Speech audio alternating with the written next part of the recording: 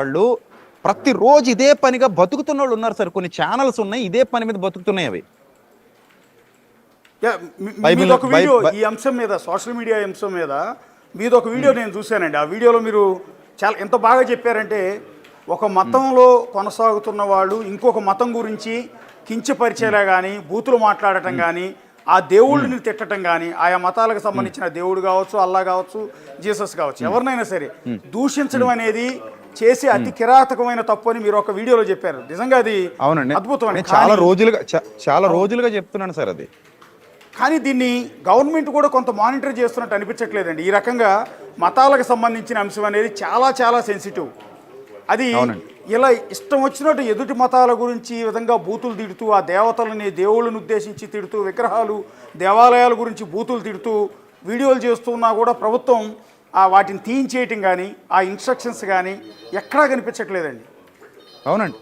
ఇప్పుడండి ముఖ్యంగానండి క్రైస్తవ్యం అనేసరికి చాలా చులకనగా పోస్టులు పెట్టేవాళ్ళు చాలా మంది ఉన్నారు సార్. అవును అవును. క్రిస్మస్ దగ్గరకు వచ్చేసరికి మరియమ్మను దూషిస్తూ పోస్టులు పెడతారు. అవునండి. యేసుక్రీస్తుని దూషిస్తూ పోస్టులు పెడతారు. అవును. సో అలా కొందరు వ్యక్తులు సార్, అందరూ కాదు, చాలా మంది, అన్ని మతాల్లో చాలా మంది మంచోళ్ళు ఉన్నారు. అవును. కొంతమంది చీడ పురుగులు కూడా ఉన్నారు, అన్ని మతాల్లో ఉన్నారు అలాంటి వాళ్ళు. అవునండి. ఈ దూషిస్తూ పోస్టులు పెట్టడం వల్ల వ్యక్తిగత ద్వేషాలు పెరిగిపోతున్నాయి. ఆ వ్యక్తిగత ద్వేషం కాస్త సమూహ ద్వేషంగా మారిపోతుంది. అవునండి. అప్పుడు మనం ఈ సమూహ ద్వేషాలు పెరిగిపోతే రేపు పొద్దున మన పిల్లలు స్కూళ్ళలో ఎలా చదువుకోవాలి, మన పిల్లలు ఒకరితో ఒకరు సామరస్యంగా ఎలా ఉండాలి, ఇలాంటి భారతదేశం మనకి ఎందుకండి? భిన్నత్వం ఏకత్వం కలిగిన భారతదేశం మనకు కావాలి. అందరినీ సహృదయంతో కలుపుకుపోయే భారతదేశం మనకు కావాలి. ప్రేమతో కూడుకున్న భారతదేశం మనకు కావాలి. ఈ కొట్లాటలు గొడవలు ఇవి కాదు కదండి. అవును. ఇప్పుడు ఏం జరుగుతుందంటే సార్, ఇది ఇప్పుడు ప్రవీణ్ పగడాల గారు చనిపోయిన తర్వాత ఆయన మరణం గురించి కూడా చాలా హేళనగా, చాలా చులకనగా సార్ ఒక ఆవిడ నిజంగా సార్, ఒక ఆవిడ పేరు తెలియదు సార్ నాకు. ఒక ఆవిడ ఏమంటుందంటే, పగడాలు పగిలిందా అంటూ పాట పాడుతుంది సార్ ఆవిడ. చూసానండి. రాధా మనోహర్ దాస్ గారి శిష్యురాలట సార్ ఆవిడ. ఎక్కడో వైజాగ్ బహుశా అటు ఏమో తెలీదండి. వైజాగ్ రాధా మనోహర్ దాస్ అనే వ్యక్తి యొక్క శిష్యురాలట ఆవిడ. అవును. ఆవిడే చెప్పుకుందట, మా గురుగారు అని చెప్పుకుంటుందట వీడియోలో. నాకు ఆవిడ ఎవరో కూడా తెలీదు. అవును. సో ఆవిడ నా గురించి కూడా ఏవో 2-3 వీడియోలు మాట్లాడి పెట్టిందట. ఆవిడ ఎవరో కూడా నాకు తెలియదు. అవునండి. చూశాను. అది నిజంగా తప్పు. అది ఇక్కడ స్వయం నిగ్రహం కావాలి, స్వయం నియంత్రణ కావాలి ఇలాంటి అంశాల్లో. కనీసం ఏమండి కొన్ని విషయాలు మనకు తెలిసి మాట్లాడడం సార్. గ్రంథాల్లో ఉన్న విషయాలు అవును మనోభావాలు దెబ్బతింటాయి, వాళ్ళని బాధ పెట్టకూడదని కొన్ని తెలిసినా కూడా మాట్లాడకూడదు సార్. అది సంస్కారం అది. అవునండి. ఇప్పుడు కొన్ని విషయాలు ఉంటాయి, ఆ రోజుల్లో ఆ కాలంలో అలా రాసి ఉండొచ్చు, లేదా ఆనాటి సంభవాలు, ఆనాటి సమకాలీన సమాజం అలా ఉండుండొచ్చు. అవునండి. అవి ఇప్పుడు యాప్ట్ అయ్యేవి కావు కొన్ని. వాటిని మనం తీసుకొచ్చి మాట్లాడి ఒక వర్గం మొత్తాన్ని వాళ్ళ మనోభావాలు దెబ్బతీస్తూ, వాళ్ళని బాధ పెడుతూ, హింసిస్తూ చేయడం కరెక్ట్ కాదని తెలిసినా కూడా మాట్లాడకుండా ఉండే సంస్కారం ఒక పక్క ఉంటే, తెలియకుండా లేనివి సృష్టించి మాట్లాడే సంస్కార హీనత మరో పక్కన ఉందండి.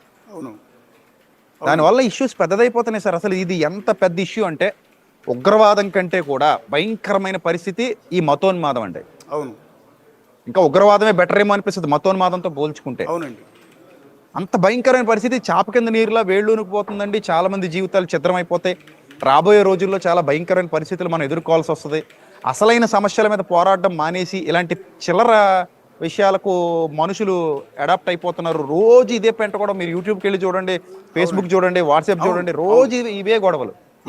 ఒకప్పుడు యూట్యూబ్ లేని కాలంలో చాలా స్వయం నియంత్రణతో ఉండేవాళ్ళు అండి. ఇతర దేవుళ్ళ గురించి, లేకపోతే జీసస్ గురించి హిందువులు కానీ, లేకపోతే అల్లా గురించి హిందువులు కానీ, లేకపోతే హిందూ దేవుళ్ళ గురించి క్రిస్టియన్స్ కానీ, ముస్లిమ్స్ కానీ, ఇట్లా ఎక్కడ కూడా విమర్శించే వాళ్ళు 1% కూడా ఉండేవాళ్ళు కాదండి. మీరు అన్నట్టు ఈ మధ్య కాలంలో విపరీతం అయిపోతుంది. ఇక రెండోది, ఇక్కడ ఈ కేసులో మనం అనుమానాల గురించి మాట్లాడుతున్నాం. ఇందులో ఫస్ట్ ఆఫ్ ఆల్ మాకు వస్తున్న ఒక ముఖ్యమైన డౌట్ ఏంటంటే అండి, రామ్మోహన్ అనే వ్యక్తితో లాస్ట్ కాల్ ప్రవీణ్ పగడాల గారు మాట్లాడినట్టుగా కొంత సమాచారం వచ్చింది. ఎవరండి ఆ రామ్మోహన్? అసలు ఆయన ఫస్ట్ స్పాట్కి వెళ్ళింది కూడా ఆయనే అని చెప్తూ ఉన్నారు. రామ్మోహన్ అనే ఆయన ప్రవీణ్ గారి కోఆర్డినేటర్ అండి, ఇక్కడే ఉంటారు. ఓకే. ఆయన లాస్ట్ టైం మా సెమినార్కి కూడా అటెండ్ అయ్యాడు. ప్రవీణ్ గారితో పాటు తను కూడా వచ్చాడు. ఓకే. మాతో కలిసి డిన్నర్ చేశాడు. సో నాకు అప్పుడు పరిచయం, అంతకు ముందు కూడా ఎప్పుడో ఒకసారి చూసినట్టున్నాను. మొన్న రీసెంట్గా స్పాట్లో కూడా గవర్నమెంట్ హాస్పిటల్ దగ్గర వాళ్ళ వైఫ్ ఉండగా నేను అడిగాను. ఓకే. రామ్మోహన్ స్టేషన్కి వెళ్ళాడు. స్టేషన్కి వెళ్ళి వచ్చిన తర్వాత నేను రామ్మోహన్ అడిగా, రామ్మోహన్ ఏంటి విషయం అంటే యాక్సిడెంట్ అన్నారండి అన్నాడు. అండం కాదయ్యా, అక్కడ పరిస్థితి అలా లేదు, నేను స్పాట్ నుంచి ఇక్కడికి వస్తున్నాను, ఓకే. అక్కడ పరిస్థితి అలా లేదు అంటే అప్పుడు అనుమానాస్పద మృతిగా ఎఫ్ఐఆర్ ఫైల్ చేయమని ఎస్పీ గారిని కోరడం జరిగింది. ఓకే. ఆయన కోఆర్డినేటర్ సార్, రామ్మోహన్ అనే వ్యక్తి మన ప్రవీణ్ గారి కోఆర్డినేటర్. ప్రవీణ్ గారి కోఆర్డినేటర్ అంటే రాజమండ్రి చుట్టుపక్కల ఆయన అటెండ్ అయ్యే కార్యక్రమాలన్నింటినీ కూడా మొత్తం ఎంటైర్ నిర్వహించడం కావచ్చు, అరేంజ్మెంట్స్ అన్ని చూడటం అదంతా కూడా ఆయన చూస్తారు. చూస్తాడు. ఓకే. ఓకే. యాక్చువల్లీ ఏంటంటే రామ్మోహన్ అనే వ్యక్తితో లాస్ట్ కాల్ మాట్లాడాడు అని చెప్పి ఆయన నంబర్ మేము సంపాదించాం.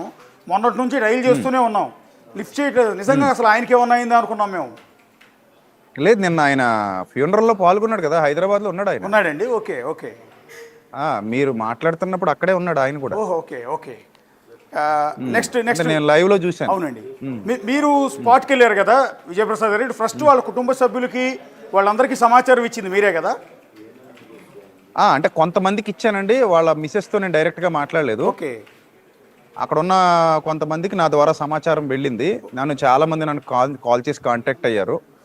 ఇక్కడ మా రాజమండ్రిలో జడ్సన్ అని మా అంకుల్ ఉంటారు, అలాగే విజయ్ కుమార్ గారు అని రిటైర్డ్ గవర్నమెంట్ ఎంప్లాయ్ ఒక ఆయన ఉన్నారు. వాళ్ళందరూ మాతో టచ్లో ఉండి ఎప్పటికప్పుడు విషయం చేరవేస్తూ ఉన్నారు. ఓకే. అలాగే మా కుర్రాళ్ళని కూడా వెంటనే ఇమీడియట్గా పంపించడం జరిగింది అక్కడికి. ఫోన్ రాగానే నేను అక్కడికి వెంటనే పిల్లల్ని పంపించేసాను. పక్కనే ఉంటారు మా వాళ్ళు, వాళ్ళందరూ వెళ్ళిపోయారు. ఆ ఫొటోస్ అన్నీ కూడా నాకు ఫస్ట్ వాళ్ళే పెట్టారు, ఈ బండి కింద డెడ్ బాడీ ఉండడం. అవునండి. తర్వాత వచ్చిన ఫోటోలు వేరు, ఆ తర్వాత ఈ ఫోటోలు విడుదల చేసాం బయటకి. ఓకే. ఇక్కడికి వచ్చే డౌట్స్ అండి, మీరు స్పాట్కి వెళ్ళారు కదా, మీరు స్పాట్కి వెళ్ళినప్పుడు ఒకటి గమనించారా అంటే క్రైమ్ సీన్ని ప్రొటెక్ట్ చేయాలి పోలీసులు. బేసిక్గా క్రైమ్ సీన్లోకి ఎవరిని అక్కడ అడుగు పెట్టనివ్వకూడదు, టచ్ చేయనివ్వకూడదు, ఈవెన్ బుల్లెట్ను కూడా టచ్ చేయకూడదు, రక్తం మరకలు ఉన్నాయి తొక్కకూడదు. సో ఇవన్నీ లేకుండా ఏం చేస్తారంటే క్రైమ్ సీన్ మొత్తాన్ని ప్రొటెక్ట్ చేస్తూ దాని చుట్టూ ఎల్లో కలర్ రిబ్బన్ కడతారు. అలాంటిది ఏమైనా కనిపించిందా మీకు అక్కడ? ఏమీ లేదు సార్, డే 2 వరకు లేదు సార్. అది డే 1 మీరు చెప్పేది, డే 1 లేదు, డే 1 మొత్తం లేదు, డే 2 వరకు లేదు. ఓకే. సో అది ఎంత బాధాకరం చూడండి. నేను అక్కడ ఆ రోజు కూడా ఫస్ట్ డే మేమందరూ అక్కడ ఉన్నప్పుడు యంగ్ హోలీ టీమ్ జాన్విస్లీ గారు, మేమందరం ఫస్ట్ డే అక్కడ, ప్రతాప్ సిన్హా గారు, అలాగే వికేఆర్ గారు, చాలా మంది టీం మధ్యాహ్నం నుంచి వచ్చారు, కొంతమంది ఏం పొద్దు నుంచే ఉన్నారు అక్కడ. ఓకే. సో ఆ రోజు పొద్దు నుంచి మేము అక్కడే ఉన్నాం. నేనున్నాను, యంగ్ హోలీ టీం జాన్విస్లీ గారు ఉన్నారు, ఆ తర్వాత మధ్యాహ్నం నుంచి హోసన్న జాన్విస్లీ గారు వచ్చారు, ఇంకా చాలా మంది క్రైస్తవ పెద్దలు ఆల్రెడీ అక్కడికి చేరుకున్నారు, హలోనన్ గారు వచ్చారు, ఇంకా చాలా మంది క్రైస్తవ పెద్దలు వచ్చారు సార్ అక్కడికి. అప్పుడే నేను పోలీసులతో ఒక మాట చెప్పానండి, ఏమనంటే అక్కడ క్రైమ్ సీన్ ప్రొటెక్ట్ చేయాలి కదా, అక్కడ చాలా ఇబ్బందిగా ఉంది, అక్కడ పంపించండి అని చెప్పానండి. ఇంకా చాలా మంది నాయకులు వచ్చారు, టీడీపీ నాయకులు వచ్చారు, వైసీపీ నాయకులు వచ్చారు, చాలా మంది నాయకులు వచ్చారు, క్రిస్టియన్ నాయకులు వచ్చారు.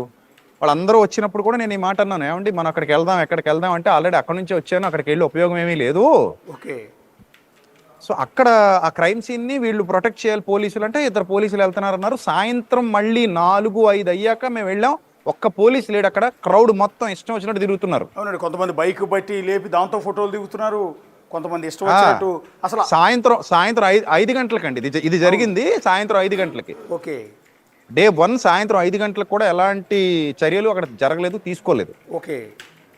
ఆ రోజు ఏం జరిగిందంటేనండి, రాజమండ్రిలో ఎవరో ఒక డాక్టర్ గారు ఎవరో చనిపోయారని విన్నాను నేను. ఓకే. మొత్తం రిపోర్టర్స్ అందరూ అక్కడే ఉన్నారట. ఓకే. మధ్యాహ్నం వరకు రిపోర్టర్స్ ఎవరు మాకు అందుబాటులో లేరు, మీరు మాత్రమే మాకు అందుబాటులోకి వచ్చారు. ఓకే. ఓకే.